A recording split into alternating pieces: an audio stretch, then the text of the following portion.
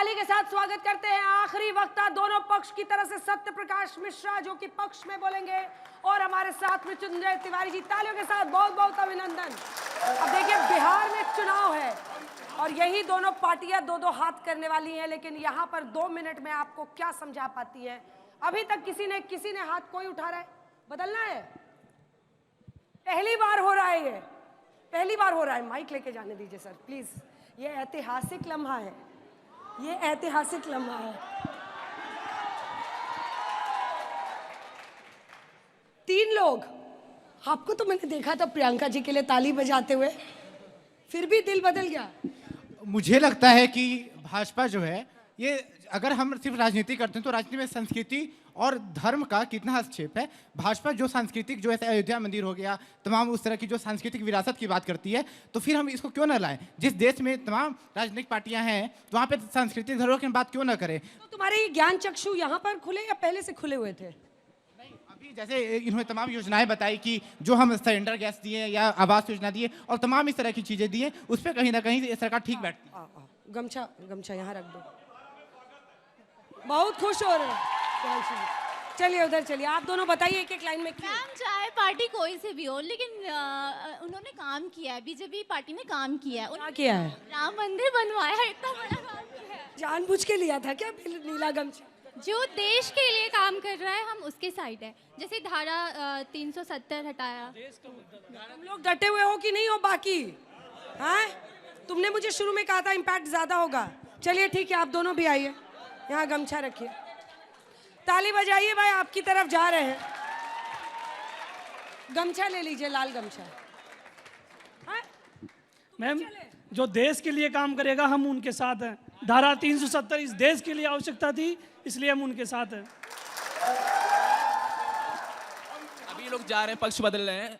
अभी इनसे पूछता हूं, अभी वो कह रहे हैं सांस्कृतिक धरोहर के खोदने की बात होती है, आज कब्र खोदने की बात चल रही है।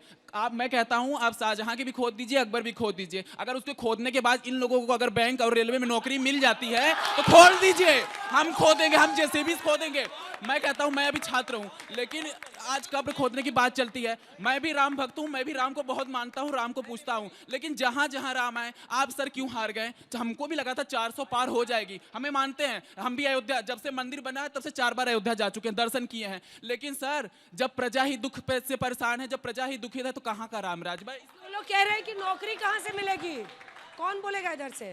कह रहे हैं नौकरी मिल जाती है अगर कब्र खोदने से। तुम दोनों तो बोल चुके हो। मैम आपने जैसे कहा आओ आओ, तो ये अभी तो सिर्फ 3 आए हैं, अभी तो 1 2 3 4 5 6 7 8 9 के 9 इंदर आने हैं। अरे छोड़ो, क्या बोल रहे हैं तुम? बताओ, कब्र खोदने से नौकरी मिलेगी? 12,000 स्टार्टअप हो चुका है, 12,000 स्टार्टअप हो चुका है। तो हमारा अब जो युवा है वो काम देगा, काम किसी के नीचे काम करेगा नहीं, काम देगा।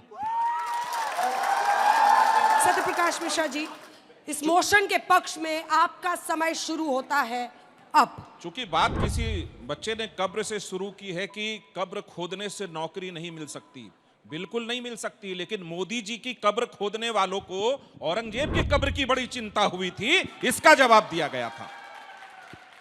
आखिर विपक्ष इस देश के तमाम राज्यों में क्यों हारता रहा है? मुझे विपक्ष की चिंता नहीं है, लेकिन लोकतंत्र में विपक्ष बहुत महत्वपूर्ण है, इस बात की चिंता जरूर है। मैं विपक्ष का हमेशा सम्मान करता हूं। क्या मैं वैसे विपक्ष का सम्मान करूं जो कहता है कि प्रधानमंत्री मोदी तुम्हें डंडा मारेंगे? क्या मैं वैसे विपक्ष का सम्मान करूं जिनको चौकीदार बनाने पर उसको चोर कहते हैं? क्या मैं वैसे विपक्ष का सम्मान करूं जो बिहार जाते हैं दलित गाते हैं और गुजरात पहुंचते कहते हैं दलित ब्राह्मण के चक्कर में बेकार फंस गए, मुसलमान के चक्कर में ओबीसी छोड़कर चला गया? हम 20 सालों से नीतीश कुमार जी की सरकार बिहार में चल रही है और अभी जो 4-5 राज्यों का चुनाव का हाल फिलहाल नतीजा आया, तो राजस्थान से कांग्रेस निपट गई, हरियाणा में वापस आ नहीं पाई, महाराष्ट्र में डुगडुगी जो कब्र के मामले वहां चल रहे हैं उसमें बजा नहीं पाई, और अब यूपी है, बिहार है। तो बिहार में कांग्रेस बहुत हाशिए पर है। सवाल यह है कि उनके पैर लड़खड़ा रहे हैं। यह जरूर है कि परिवारवाद के पंख वहां भी फड़फड़ा रहे, कांग्रेस में भी फड़फड़ा रहे। शर्त यह थी कि यह दीवार गिरनी चाहिए, सूरत हर जगह की, कन्याकुमारी से कश्मीर तक की बदलनी चाहिए, यह हमारी कोशिश रही है। अटल बिहारी वाजपेयी जी को आज मैं याद करूंगा कि भारत में पहली बार गठबंधन राजनीति को उन्होंने जम दिया और समता पार्टी उस समय से उस गठबंधन राजनीति का हिस्सा रही जिसने देश में एक अद्भुत लोकतंत्र कायम किया।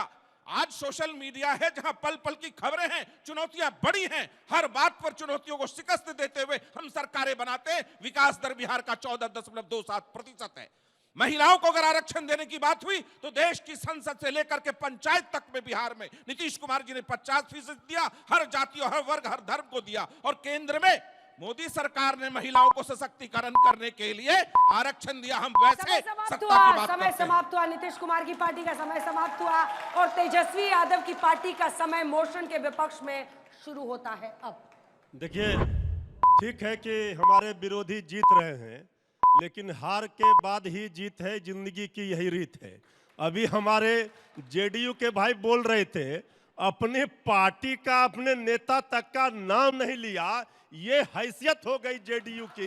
ये बीजेपी में विलय करना ही बाकी रह गया। नीतीश कुमार अभी हिंदुस्तान में अब किसी चीज पर अगर चर्चा होती है लोकतंत्र में, तो हमारे सभी जज बैठे हुए, सब हमारे नौजवान बैठे हैं, तो चर्चा होनी चाहिए रोजगार पर, रोटी पर, कपड़ा पर, महंगाई पर, मकान पर। लेकिन चर्चा क्या होती है? हिंदू, मुसलमान, भारत, पाकिस्तान, इससे पूरा देश परेशान है भारतीय जनता पार्टी से। अब भला बताइए, अगर ये बच्चे हमारे आज समझ चुके हैं इनकी चाल को, इनसे पूछते हैं, आदरणीय प्रधानमंत्री जी ने कहा था 2 करोड़ नौकरी प्रत्येक वर्ष देंगे, इस पर कोई नहीं बोलेंगे। लंबा लंबा गोपाल सिंह नेपाली दिनकर की कविता सुना दिए, लेकिन यहाँ 2 करोड़ नौकरी 20 करोड़ कहाँ है ये बताने के लिए तैयार। महंगाई क्यों रोज बढ़ती जा रही है ये बताने के लिए तैयार नहीं है। अमेरिका से अभी दम भर रहे थे दुनिया में, अमेरिका से भारतीयों को हाथों में जंजीर और पैरों में बेड़ियां बांधकर वापस भेजा गया। इससे बड़ा दुर्भाग्य का दिन तो हिंदुस्तान ने नहीं देखा होगा। ये देश सोने की चिड़िया कही जाती थी, ये देश को क्या बना दिया है आज देश की जो स्थिति है, सुधांशु जी और सारे लोग, सारे नौजवान जान ले कि अब आपको जब भूख लगेगी,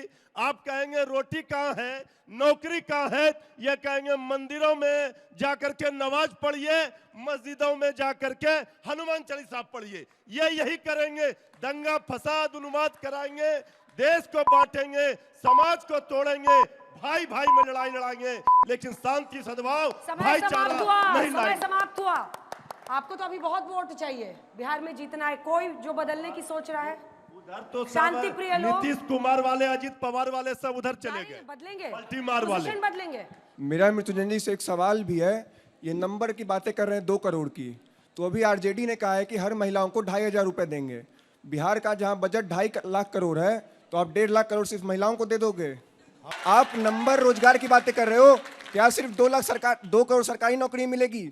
रिकॉर्ड मतों से सड़क बन रहा है, रेल बन रही है, उसमें नौकरियां नहीं मिल रही। 10 आइए लाख, बदलिए गमछा। एक मिनट गमछा हाँ, बदलिए। बोलिए जवाब दीजिए। 10 लाख नौकरी का वादा पहली बार तेजस्वी यादव जी ने 2020 के चुनाव में किया था, और जब सरकार नहीं बनी, लेकिन बीच में जब डिप्टी सीएम बनकर आए, तो जो नीतीश कुमार जी ने कहा था असंभव है, तेजस्वी जी ने उसी नीतीश कुमार जी से संभव करके दिखाया। 5 लाख नौकरियां बांटी, 3 लाख प्रक्रिया दिन करके आए। यह है तेजस्वी यादव जी का वादा। 2.5 लाख मान योजना, माई बहन मान योजना में तेजस्वी जी ने वादा डर से कहां पर है? वो हम देंगे। ये डर से कहां पर है? ये सीबीआई और ईडी से डर रहा है, इसलिए जा रहा है। अरे इसको क्या सीडी सीबीआई का डर है? आपको दिल जीतना है, इसका प्यार से बोलिएगा। ये अब सवाल की बात। कैसी मोहब्बत की दुकान है जिसमें पकता हुआ नफरत का पकवान है।